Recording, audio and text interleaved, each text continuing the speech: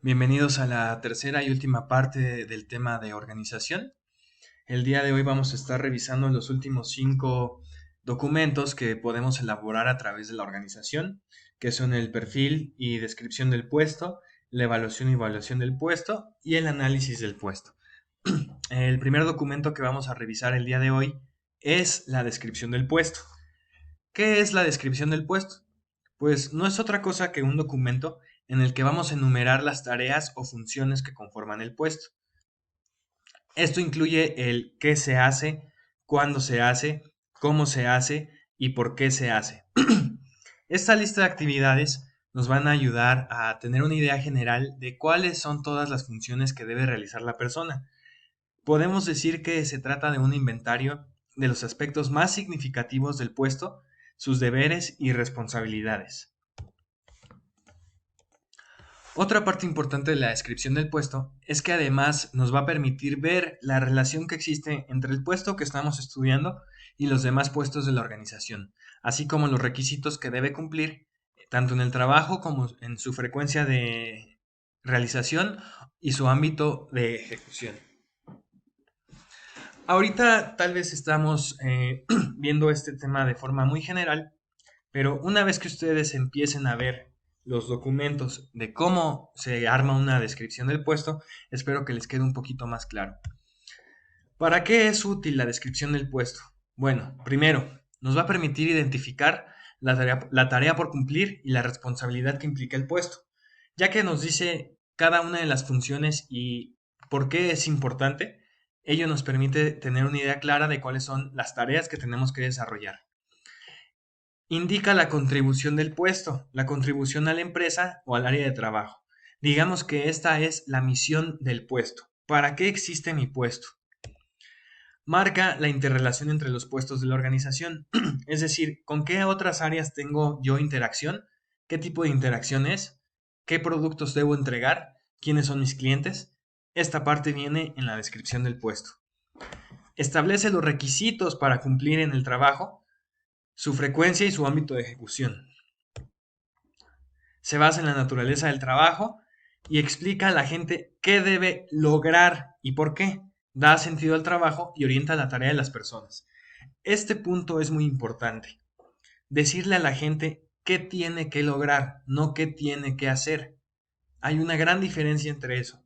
Normalmente en los puestos nos dicen qué debemos hacer, no qué debemos de lograr. Pero ¿cuál es la diferencia en esta perspectiva y cuál es el impacto de esto en nuestros trabajadores?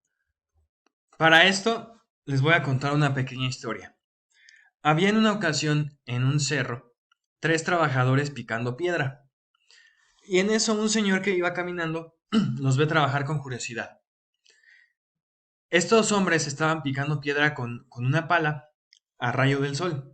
Entonces se acerca el señor y le pregunta al primero: Buenos días, buen hombre. ¿Qué hace usted?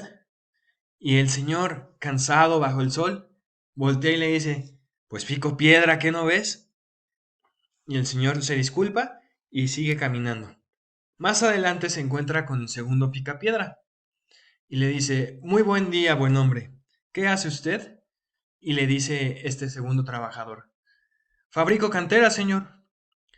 Pico la piedra, creo bloques y se hace la cantera. Ah, muy bien, gracias.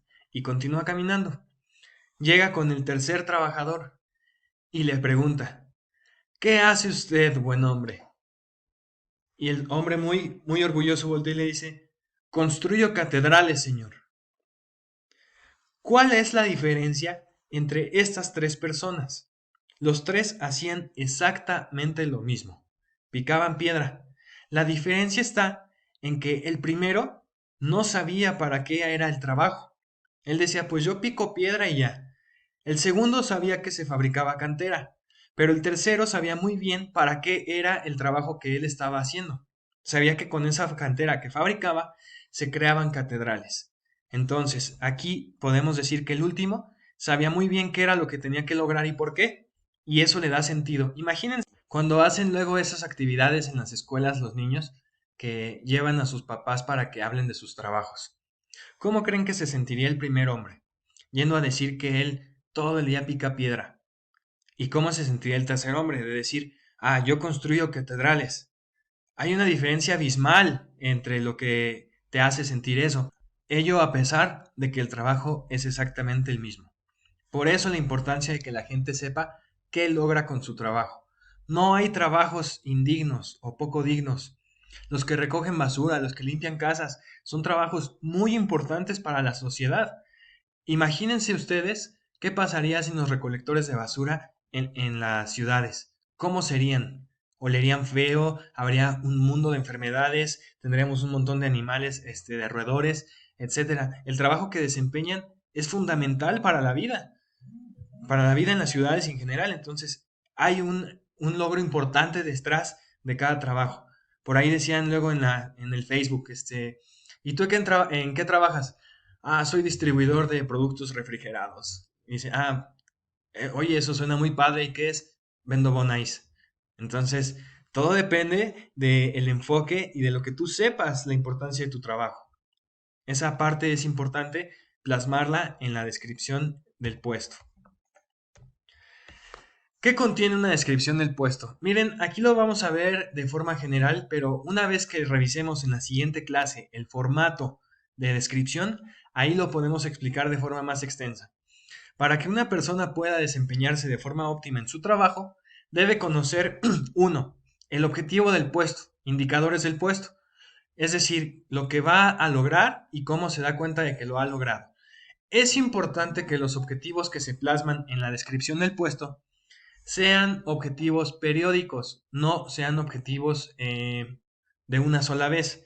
Por ejemplo, objetivo del puesto de ventas, lograr el presupuesto de ventas. Ese es un objetivo que siempre va a tener que estar logrando mes con mes.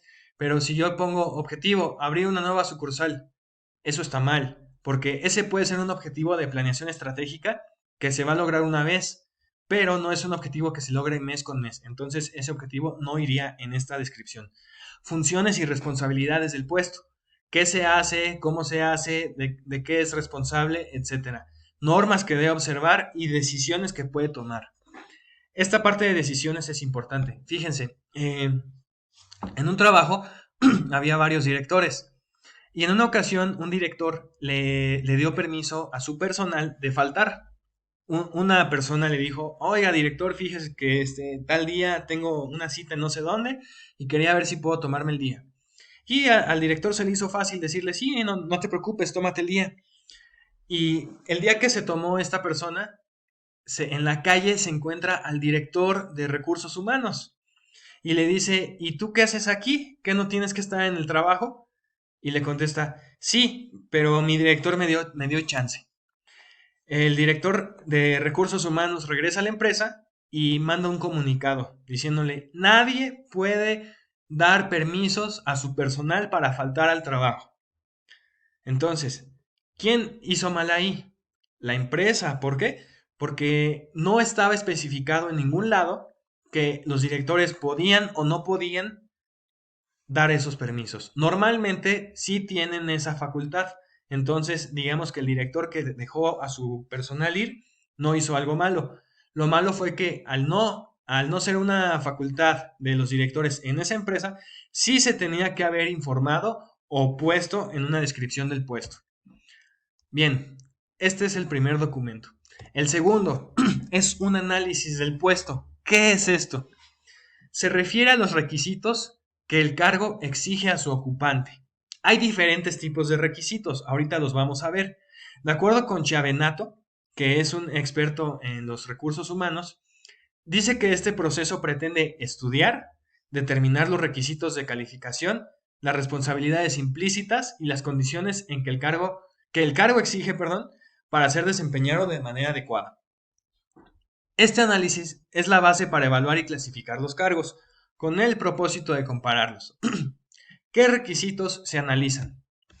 Bueno, de acuerdo con Chiavenato, año 2000, los factores a determinar son los siguientes. Primero, requisitos intelectuales, es decir, ¿qué instrucción básica necesita el personal para poder desempeñar ese trabajo? ¿Cuánta experiencia se necesita? ¿Necesitan tener iniciativa?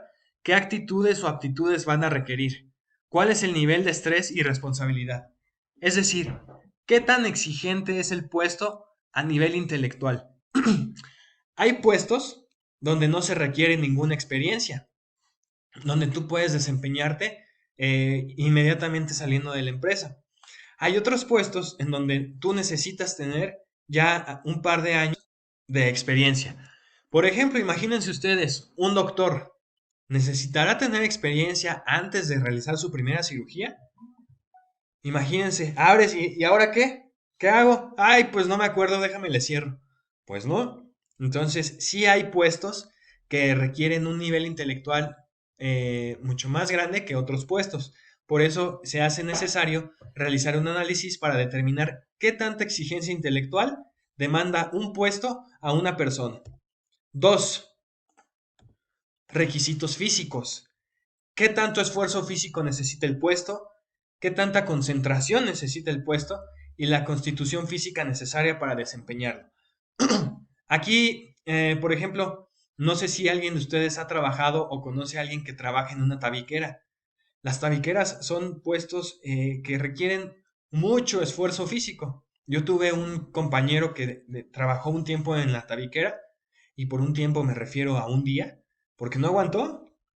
Él, pues sí, era delgado, pero no tenía mucha,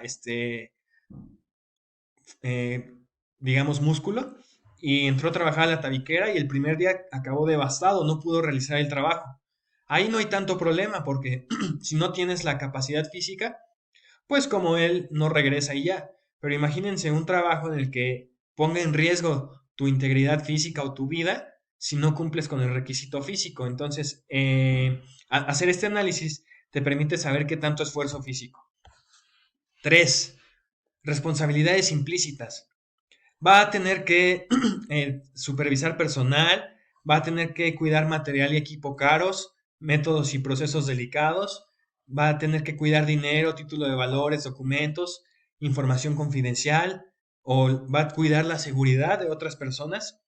Son partes del análisis importantes para determinar también un poco las dos anteriores. Imagínate, por ejemplo, un guardia de seguridad o un guardaespaldas que aquí detectes que va a cuidar terceros, necesitará tener condición física, necesitará tener habilidad para lidiar con el estrés. Pues desde luego que sí, o que tu puesto requiera que cuides equipos caros. Por ejemplo, ahorita con la pandemia, yo tengo un compañero que es ingeniero en electrónica, trabaja en Harman, una empresa que se dedica a la fabricación de estéreos de los carros de lujo. A él le pidieron que trabajara desde su casa, pero se tuvo que llevar equipo. Y él me decía que estaba preocupado porque era equipo que costaba arriba del $1,000,000. Imagínate llevarte ese equipo a tu casa, que se metan y te lo roben o se descomponga. Entonces, sí, eso sí tiene un impacto en el personal que tenemos que analizar al momento de hacer este análisis del puesto. Y finalmente, las condiciones de trabajo. ¿Cómo es el ambiente de trabajo? ¿Cuáles son los riesgos inherentes? Etcétera. El análisis del puesto tiene dos finalidades, compañeros. Una es obviamente obtener la información de qué tipo de persona vamos a necesitar para que desempeñe este puesto, con base en los requisitos intelectuales, físicos, responsabilidades y condiciones del trabajo.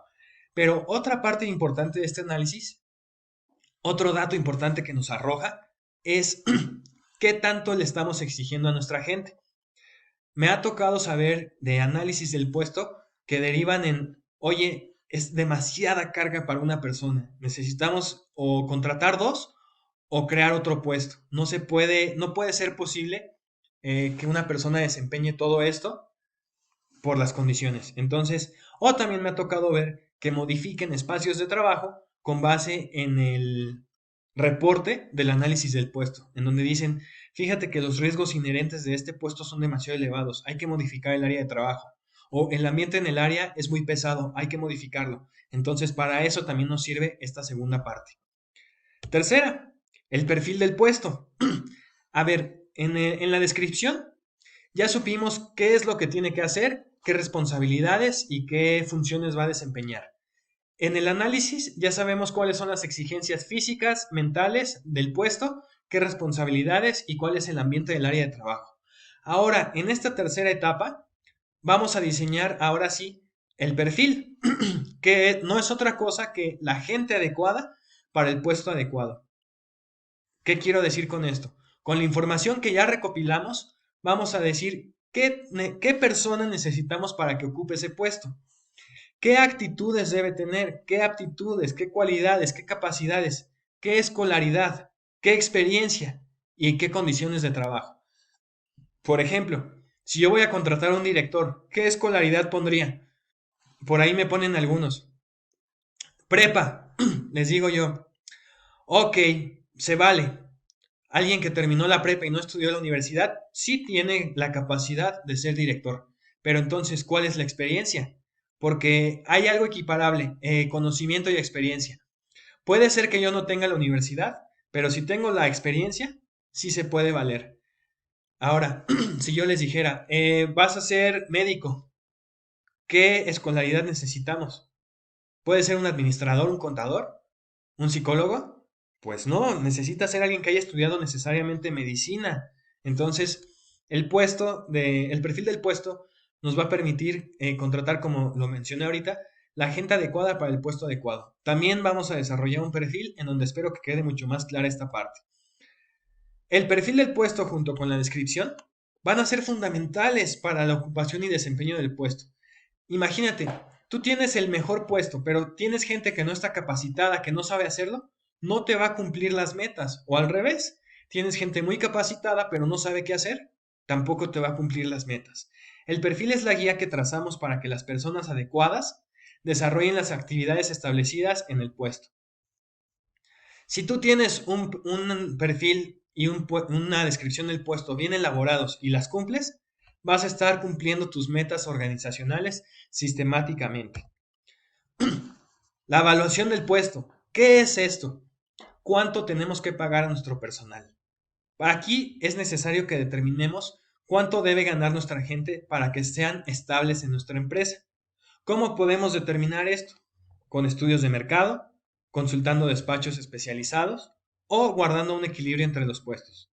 De hecho, yo diría, siempre hay que guardar un equilibrio entre los puestos.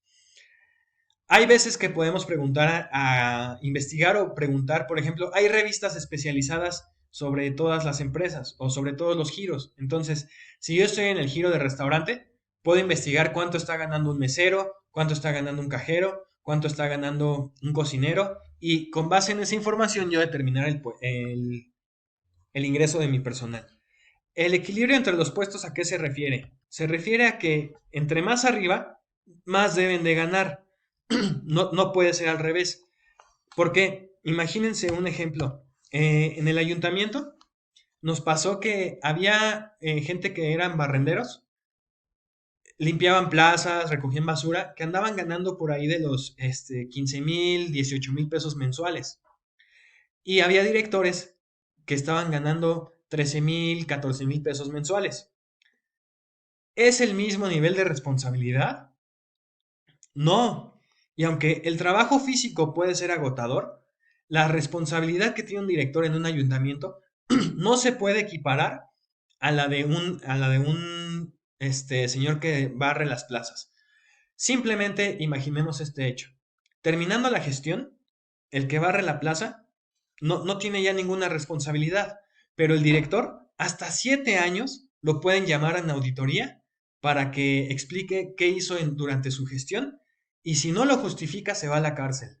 Entonces, ese nivel de responsabilidad es muy elevado, por lo tanto, debe ganar más que los que están debajo de él por ese tipo de razones. Por eso es importante guardar un equilibrio entre los puestos. No es posible que alguien que hace más o tiene más responsabilidades gane menos. Hay que tener cuidado con esto. Algo importante también es establecer bandas de salarios. Es decir, tú dices, este puesto, por ejemplo, este puesto de aquí gana entre 12,000 y 15,000 pesos. No puede ganar menos, no puede ganar más. ¿En qué va a consistir que gane 12 o 15? En su tiempo laborando, en sus capacidades, en qué tanto cumpla las metas, etcétera.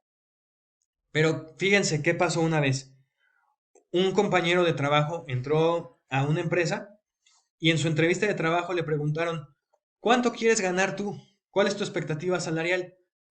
él pues era un recién egresado, no tenía mucha idea de cuánto ganaba la gente, entonces él dijo, 6,000 pesos. Y le dijeron, ah, pues perfecto. Y ya, lo contrataron con 6,000 pesos. Entra a trabajar y se da cuenta que sus compañeros ganan 10,000 y hacen exactamente la misma actividad. Y él pues se desanima, dice, oye, ¿por qué yo estoy ganando 6 y mis compañeros 10 si hacemos la misma actividad? Ah, es que tú negociaste eso en la entrevista de trabajo. Eso está mal. Entonces, para evitar esta parte, se establecen los parámetros de cuánto es lo menos y cuánto es lo máximo que puedes ganar en un puesto. Y finalmente, la evaluación de los puestos. Esta es, no sé, ustedes me van a decir. Parte de su trabajo final de este tema es hacer una tabla comparativa de de las 5 herramientas que vimos el día de hoy. Y eso incluye la evaluación de puestos que van a investigar ustedes en la bibliografía que yo les dé y en fuentes externas de Internet. ¿Con qué terminamos este tema? Bien, no podemos evitar algunas circunstancias, pero podemos anticiparlas. ¿Cómo? Preparándonos y estando listos para minimizar su impacto.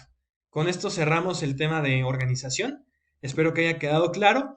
Nos vemos en la siguiente sesión para las preguntas y respuestas. Buen día.